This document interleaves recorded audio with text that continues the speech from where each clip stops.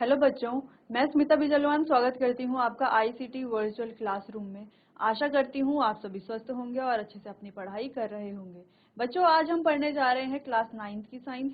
और class 9 science में हमारा चैप्टर चल रहा था मैटर इन आवर सराउंडिंग, यानी कि हमारे आसपास के पदार्थ, जहाँ पर हम मैटर के बारे में जान चुके थे। मैटर छोटे छोटे पार्टिकल से बनते हैं। इन पार्टिकल्स की क्या प्रॉपर्टीज हैं ये हम जान चुके थे। मैटर जो है, हम मैटर को हम 3 कैटेगरीज में डिवाइड करते हैं। वो होते हैं हमारी 3 स्टेट्स, यानी कि सॉलिड, लिक्विड और गैस। इनकी क्या प्रॉपर्टीज होती है ये हम जान चुके थे। इनसे रिलेटेड हमने क्वेश्चंस भी कर लिए थे। चलिए बच्चों, तो अब हम पढ़ रहे थे चेंज इन स्टेट के बारे में, जहां पर हम देख रहे थे कि सॉलिड से लिक्विड में स्टेट चेंज होती है, लिक्विड से गैस में स्टेट चेंज होती है, और कैसे गैस से सॉलिड में स्टेट चेंज होती है या सॉलिड से गैस में स्टेट चेंज होती है। ठीक है, तो इन चेंजेस के बारे में हम बात कर रहे थे, तो इसी को आज हम आगे कंटिन्यू करेंगे। और आप एक बार देख लीजिए कि कौन कौन से टॉपिक्स जो हैं जिनको हम कवर कर चुके हैं। चलिए, तो हम चेंज ऑफ स्टेट के बारे में बात कर रहे थे कि मैटर की स्टेट जो है उसे कैसे हम चेंज कर सकते हैं या कैसे वो चेंज होती है। तो यहाँ पर हमने स्टेट के चेंज के बारे में बात की थी, जहाँ पर सॉलिड से लिक्विड में, लिक्विड से गैसेस में, और बात की थी हमने गैसेस से डायरेक्ट सॉलिड की और सॉलिड से डायरेक्ट गैसेस की। ठीक, तो ऐसे स्टेट में इंटर कन्वर्जन की हमने बात की थी। चलिए, तो अब आगे बढ़ते हैं, जहां पर हम इंटर कन्वर्जन की बात कर रहे थे। तो यहाँ पर बच्चों हमने 2 इंपॉर्टेंट चीजें पढ़ी थी। पहला था हमने मेल्टिंग और मेल्टिंग पॉइंट के बारे में पढ़ा। मेल्टिंग किसे कहा जाता है? मेल्टिंग हम सभी जानते हैं, जब कोई सॉलिड जो है लिक्विड अवस्था में क्या होता है, लिक्विड अवस्था में जाता है। ठीक है, उसे हम क्या कहते हैं? मेल्टिंग कहते हैं। जैसे हम अगर हम बर्फ के टुकड़े की बात करें, जो कि यहाँ पर हमें दिख रहा है, ये जब मेल्ट होगा, ठीक है, तो उसे ही मेल्टिंग कहा जाएगा। यानी कि ये जब पिघलेगा, अपनी स्टेट को छोड़ करके सॉलिड से किसमें चला जाएगा? लिक्विड में जाएगा, तो उसे क्या कहा जाएगा? मेल्टिंग कहा जाएगा। और जिस पॉइंट पर ये मेल्ट होना स्टार्ट होगा बच्चों, उस पॉइंट को मेल्टिंग पॉइंट कहा जाएगा।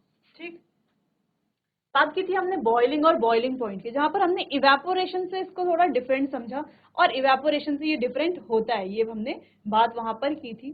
चलिए, तो बात हमने ये कर ली थी कि बॉइलिंग किसे कहा जाता है और बॉइलिंग पॉइंट किसे कहा जाता है। तो बॉइलिंग और बॉइलिंग पॉइंट, बॉइलिंग यानी कि जहां पर जो हमारा लिक्विड है, लिक्विड स्टेट से वेपर स्टेट में जा रहा है, यानी कि लिक्विड फेज से गैसियस फेज में जा रहा है, वो तो हमारी क्या हो गई? बॉइलिंग हो गई। ठीक, बॉइलिंग पॉइंट किसे कहा जाएगा? जब इसका जो वेपर है उसका प्रेशर और एटमॉस्फेयर का प्रेशर, जिसे हम सिंपली एटमॉस्फेरिक प्रेशर कहते हैं, जो कि होता है बच्चों 1 atm। ठीक है, क्या होता है? 1 atm। तो जब इसके वेपर्स का प्रेशर एटमॉस्फेरिक प्रेशर के बराबर होता है, वही पॉइंट क्या होता है? हमारा बॉइलिंग पॉइंट। जैसे हमने कहा कि हम क्या कर रहे हैं, इस बर्नर में क्या कर रहे हैं, इस वाटर को बॉईल कर रहे हैं। अब ये वाटर जो है बच्चों 99 डिग्री सेल्सियस पर भी बॉईल होगा, 100 डिग्री सेल्सियस पर भी बॉईल होगा, 110 डिग्री सेल्सियस पर भी बॉईल होगा, 120 पर भी बॉईल होगा, वहीं 98 पर भी बॉईल ही हो रहा है, 97 पर भी बॉईल होगा, 99.9 डिग्री सेल्सियस पर भी क्या हो रहा है बच्चों? बॉईल हो रहा है। लेकिन फिर भी हम कहते हैं कि 100 डिग्री सेल्सियस क्या वाटर का बॉइलिंग पॉइंट है। ऐसा क्यों? ऐसा इसीलिए क्योंकि 100 डिग्री सेल्सियस पर इसके वेपर्स का जो प्रेशर है वो एटमॉस्फेरिक प्रेशर के बराबर होता है, यानी कि 1 atm के बराबर होता है। इसीलिए इस पॉइंट को इसका बॉइलिंग पॉइंट कहा जाता है। इसके बाद वाला जो पॉइंट है, उस समय क्या होता है? वेपर का प्रेशर ज्यादा है एटमॉस्फेयर के प्रेशर से, और उससे पहले अगर हम बात करें तो वेपर का प्रेशर कम है एटमॉस्फेरिक प्रेशर से। ठीक है, इसीलिए इन सबको हम क्या कंसीडर नहीं करते? इनका वेपर बॉइलिंग पॉइंट कंसीडर नहीं करते। ठीक, चलो, तो बॉइलिंग पॉइंट के बारे में तो ये बात आपको समझ में आ गई होगी कि बॉइलिंग पॉइंट क्या है। तो अब आगे बढ़ते हैं बच्चों, बात करते हैं सब्लिमेशन की। तो सब्लिमेशन हमने कहा कि जहां पर, जिसमें सॉलिड से ठोस अवस्था से सीधा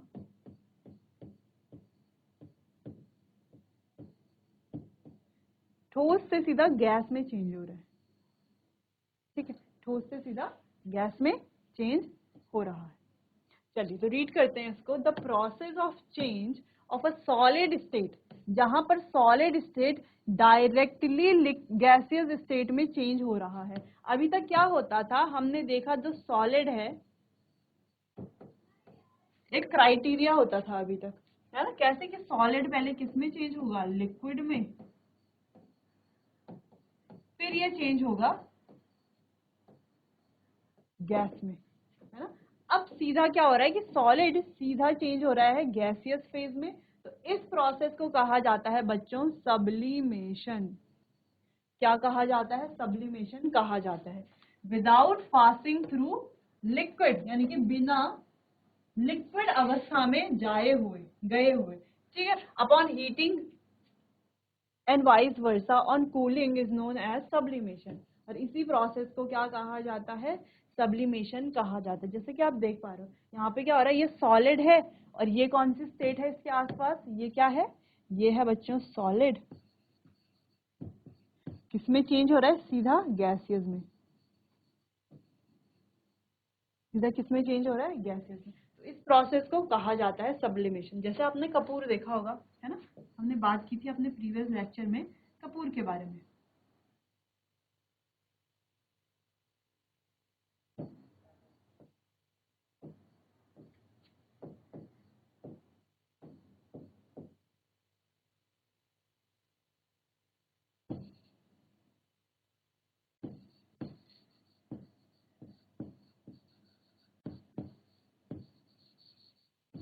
कपूर यानी कि नैफ्थलीन बॉल भी जिसे हम कहते हैं। तो ये क्या होती है, सीधा ठोस अवस्था से सीधा क्या हो जाती है बच्चों, सीधा ही गैसीय अवस्था में परिवर्तित हो जाती है, सीधा गैसीय अवस्था में चेंज हो जाती है, यानी कि उसके वेपर्स बनते हैं, ठीक। यानी कि यहाँ पर कोई तीसरी स्टेट बीच में नहीं आती। यहाँ पर ये क्राइटेरिया हमें फॉलो नहीं करना पड़ता कि सॉलिड से पहले लिक्विड में जाएगी, लिक्विड से फिर गैस में जाएगी, नहीं, यहाँ पर सॉलिड से सीधा गैस में ये जा रही है। तो सब्लिमेशन इस प्रोसेस को हम कहते हैं। इस प्रोसेस को आप नोट कर लीजिए और इस तरीके से आप चार्ट बना सकते हैं, जिससे आपको आप ये फ्लो चार्ट देखोगे इस तरीके से आप समझ जाओगे ये सब्लिमेशन। आपको डेफिनेशन भी पढ़नी नहीं पड़ेगी, है ना। देखो इस तरीके से बनाओगे, यहाँ से ये जाएगा, लिख दोगे सब्लिमेशन, तो आप समझ रहे हो सब्लिमेशन क्या हो रहा है, सॉलिड से सीधा गैस बन रहा है, ठीक। चलो इतना नोट कीजिए बच्चों, फिर आगे बढ़ते हैं।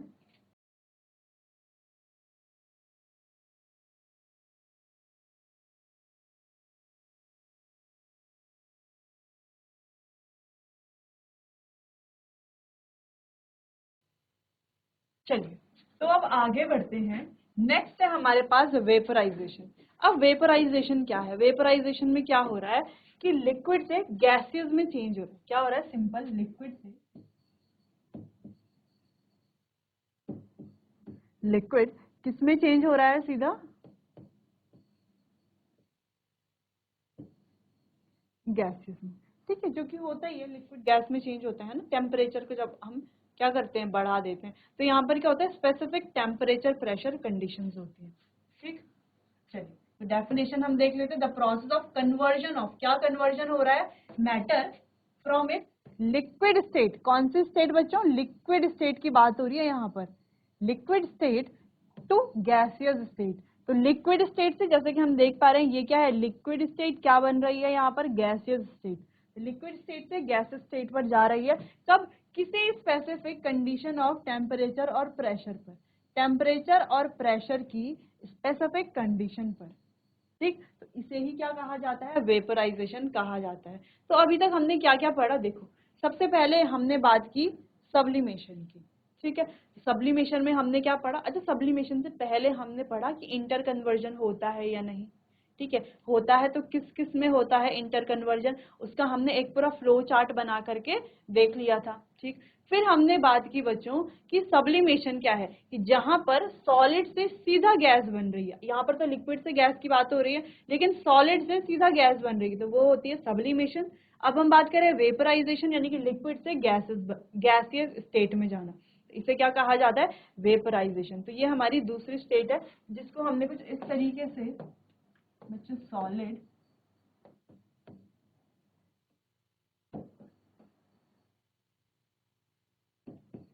लिक्विड और गैस स्टेट की बात की थी। सॉलिड से लिक्विड बनना, लिक्विड से गैस बनना, और गैस से सॉलिड बनना, ये तो इंटर कन्वर्जन है ही, लेकिन लिक्विड से वापस सॉलिड बनना भी एक इंटर कन्वर्जन है, गैस से लिक्विड बनना भी इंटर कन्वर्जन है, और सॉलिड से गैस बनना ये भी क्या है, एक इंटर कन्वर्जन है। तो इस तरीके से चार्ट बना करके हमने ये सारी प्रोसेस देखी थी। तो अभी बच्चों हम कौन सी प्रोसेस की बात कर चुके हैं, देखो अभी तक हमने बात की, जैसे यहाँ पर हमने बात की कि लिक्विड से क्या बन रहा है, लिक्विड से गैसेस स्टेट बन रही है, जिसको हम क्या कह रहे हैं, वेपराइजेशन। तो ये वाला पार्ट हमने पढ़ लिया। ठीक, इससे पहले एक और पार्ट हमने पढ़ा कि सॉलिड से डायरेक्ट गैस में इंटर कन्वर्जन हो रहा है, जिस प्रोसेस को हमने कहा सब्लिमेशन। अब हमें क्या क्या पढ़ना है, अब हमें पढ़ना है बच्चों यहाँ पर कंडेंसेशन, कंडेंसेशन के अलावा फ्यूजन, ठीक है, फ्यूजन हमें पढ़ना है, फिर सॉलिडिफिकेशन और डिपोजिशन, ये सारे पॉइंट्स हमें डिस्कस करने हैं। फिलहाल आप इतना नोट कीजिए।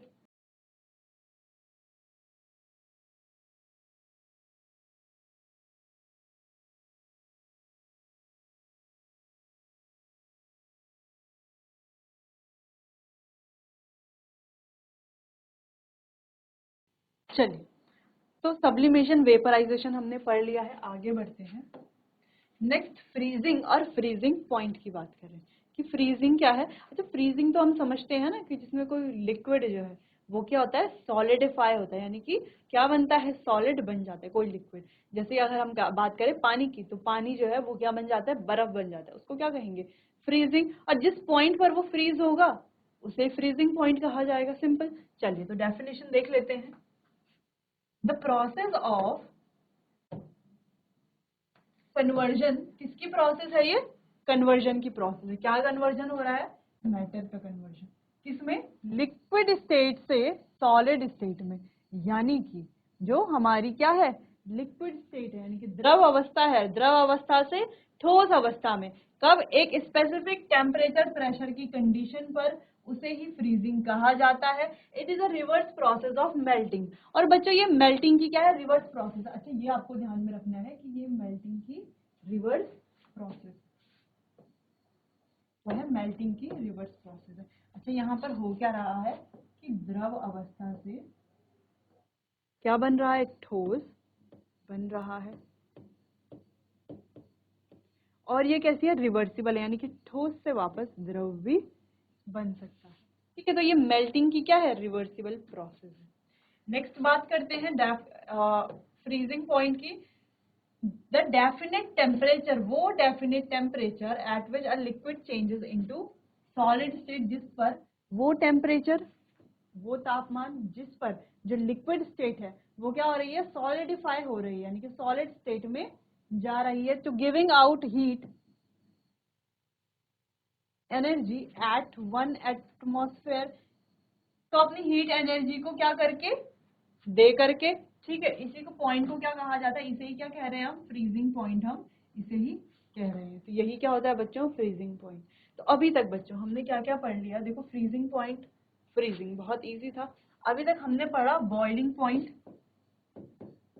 और बॉइलिंग, मेल्टिंग और मेल्टिंग पॉइंट, ठीक, सब्लिमेशन,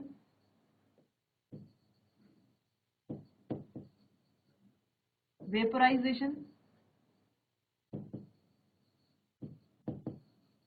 और फ्रीजिंग पॉइंट। तो ये काफी सारे डेफिनेशंस हमारे पास अब बन गए हैं, है ना। तो आप एक काम कर सकते हैं कि एक पेपर में ये सारी डेफिनेशन अलग से लिख सकते हैं, जिससे आप एग्जाम के टाइम पे आसानी से इसको रिवाइज कर सकते हैं। और रिवाइज करने का तरीका यही है, लिखने का तरीका भी यही है कि आप फ्लो चार्ट बना करके इसको लिखना, ठीक है। चलो, तो इसको आप ऐसे लिख सकते हो कि ठोस, द्रव से ठोस अवस्था, ठोस से द्रव, ठीक। ये है हमारी फ्रीजिंग की प्रोसेस, जहाँ पे द्रव से ठोस बन रहा है, ठीक। या हम कह सकते हैं, देखो बर्फ, पानी से क्या बनती है, बर्फ बनती है, ठीक। चलिए, इतना आप नोट कर लीजिए बच्चों।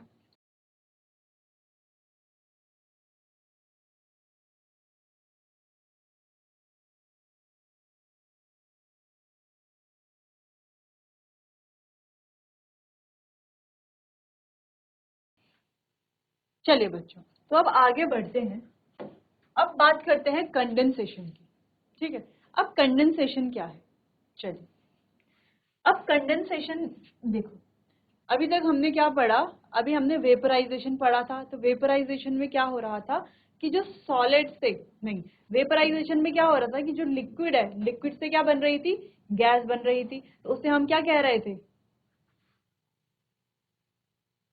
चलिए, तो लिक्विड से क्या बन रही थी, गैस बन रही थी, जिसे हम वेपराइजेशन कह रहे थे। लेकिन ये कंडेंसेशन वेपराइजेशन के उल्टा है। उल्टा कैसे, कंडेंसेशन में क्या हो रहा है कि जो गैस है, गैस से वापस लिक्विड बन रहा है। क्या हो रहा है, देखो जो गैस है, गैसीय अवस्था से द्रव अवस्था में, है ना, ठीक है। यानी कि वेपर से हम कहें VAPOUR, वेपर से क्या बन रहा है, लिक्विड बन रहा है, ठीक है। क्या बन रहा है, वेपर से लिक्विड बन रहा है। और वेपर से लिक्विड बनता कैसे है, चलिए इसको जानेंगे। पहले डेफिनेशन इसकी देख लेते हैं। तो डेफिनेशन क्या कहती है कि द प्रोसेस ऑफ कन्वर्जन, यहाँ पर भी क्या हो रहा है, कन्वर्जन हो रहा है। कैसे, गैसियस स्टेट से लिक्विड स्टेट में। क्या हो रहा है, गैसियस स्टेट से लिक्विड स्टेट में, at a specific condition of temperature and pressure, यानी कि टेम्परेचर और प्रेशर यानी कि तापमान और दबाव के स्पेसिफिक कंडीशंस पर, ठीक है। तो उसी प्रोसेस को कहा जाता है कंडेंसेशन। अच्छा, कंडेंसेशन को हम संघनन भी कहते हैं, लिख सकते हैं हम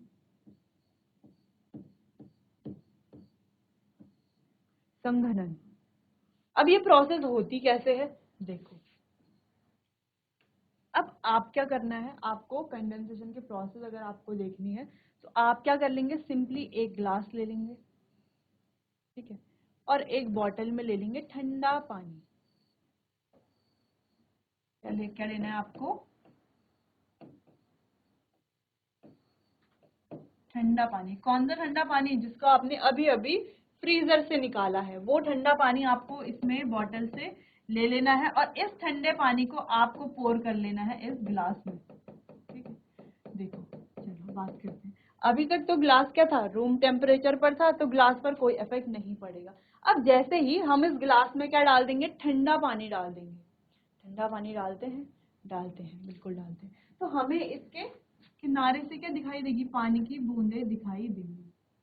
अब पानी की बूंदें इसके किनारे क्या कर रही हैं, तो जहां पे हमने ग्लास रखा होता है ना, उसके पूरे नीचे ही आ जाता है, पानी की बूंदें हमें देखने को मिलती है। अब पानी की बूंदें बाहर कैसे आ रही है, ठंडा पानी तो हमने ग्लास के अंदर डाला है ना, या ठंडा पानी की जगह हम क्या डाल दे, इसमें बर्फ के टुकड़े डाल दे हैं। चले, बर्फ के टुकड़े हमने इसमें डाल दिए हैं। चलो, अब हमने इसमें आइस क्यूब डाल दिए, अब पानी और ज्यादा ठंडा हो गया।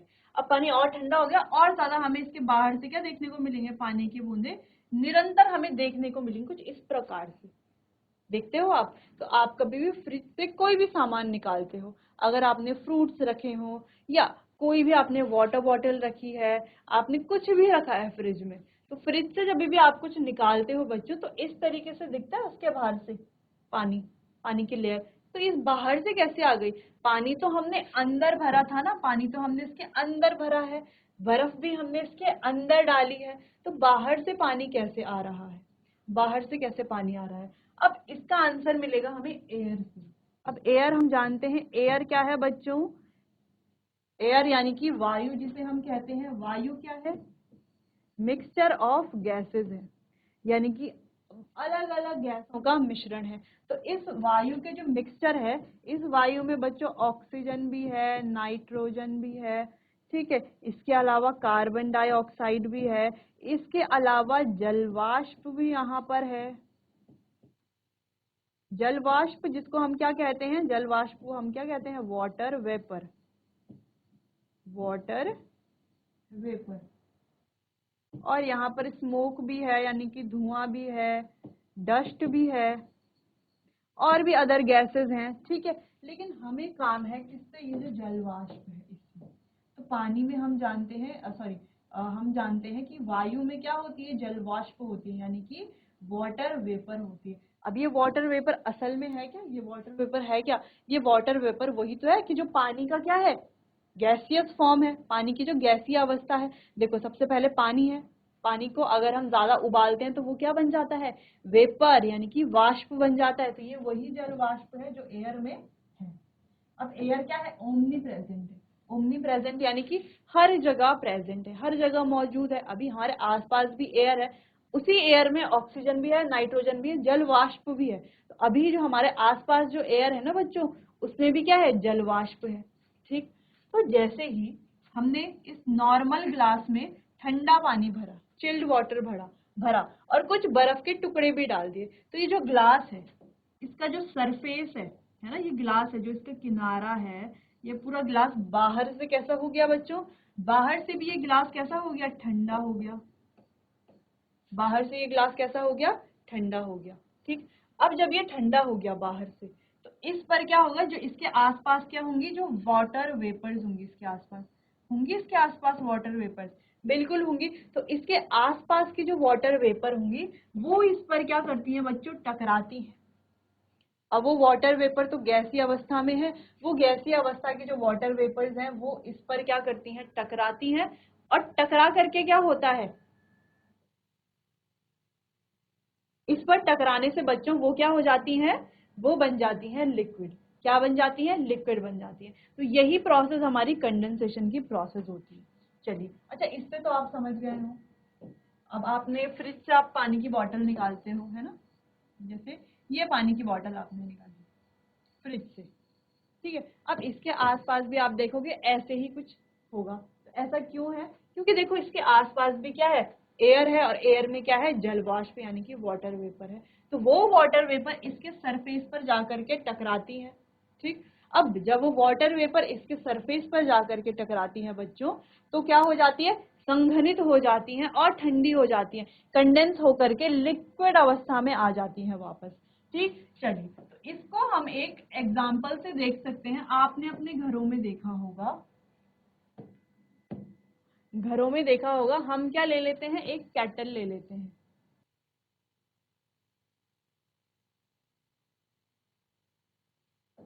चलो, तो ये हमने एक केटल ले ली, केटल के नीचे हमने रखा है बर्नर। बर्नर से केटल में क्या लगा दी है, बर्नर को हमने नीचे से ऑन कर लिया है, ठीक है। और केटल के अंदर है पानी। अब जैसे अब केटल को ऊपर से हमने क्या कर लिया है, बंद कर दिया है, ढक्कन लगा दिया है केटल में। अब हम क्या देखते हैं, जैसे जैसे हम आग को बढ़ाते हैं, तो अंदर का जो पानी है वो क्या होता है, बॉयल होता है। ठीक है, बॉयल होता है वो पानी। अब बॉयल होगा पानी, तो कहीं ना कहीं से तो बाहर आएगा। तो इसमें जो ये क्या होता है, होल होता है जो केटल होती है उसके आगे से इस तरीके से क्या होता है, तो इससे क्या निकलती है बच्चों, वाटर वेपर्स निकलती हैं। क्या निकलती है, ये हमारी वाटर वेपर्स। पानी भाप बनेगा, है ना, तो इससे क्या निकलती है, वो भाप निकलती है, निकलती है केटल से भाप। ठीक है, अगर इसे ना हटा करके हम क्या कर ले, ढक्कन हटा ले, तो ढक्कन से निकल आएगी भाप, किसी से भी निकल सकती है। ठीक है, चलो भाप निकल गई। अब यहाँ पर बच्चों हम कोई ठंडा, कोई मेटल की शीट लगा ले, है ना, यहाँ पर कोई शीट लगा ले या कोई बर्तन लगा ले, जो कि कैसा है, जिसके ऊपर हमने रखी है आइस क्यूब। ठीक है, इसके ऊपर हमने रखी है बच्चों आइस क्यूब। आइस क्यूब रखने की वजह से ये जो बर्तन, ये प्लेट या हम कुछ मेटल कहें, जो भी हमने ये लिया है, ये क्या हो जाता है, ठंडा हो जाता है। ठीक है, इसका सरफेस कैसा हो जाता है, ठंडा हो जाता है। अब इस ठंडे सरफेस पर, इस ठंडे सरफेस पर जब ये वाटर की वेपर जाती है, इस ठंडे सरफेस पर जब ये वाटर की वेपर जाती है, तो ये क्या हो जाती है, कन्वर्ट हो जाती है पानी की बूंदों में। ठीक है, पानी की बूंदों में ये कन्वर्ट हो जाती है। इसको हम किसी बोल में या किसी बर्तन में क्या कर सकते हैं, इकट्ठा कर सकते हैं। तो ये पूरा प्रोसेस क्या दर्शाता है, क्या बताता है, संघनन यानी कि कंडेंसेशन के बारे में, जहां पर गैसीय अवस्था से द्रवीय अवस्था में परिवर्तन होता है बच्चों। तो आज के लिए बस इतना ही, बाकी इसको डिटेल में डिस्कस करेंगे हम अपने आने वाले अगले सेशन में। तब तक के लिए आपका बहुत बहुत धन्यवाद।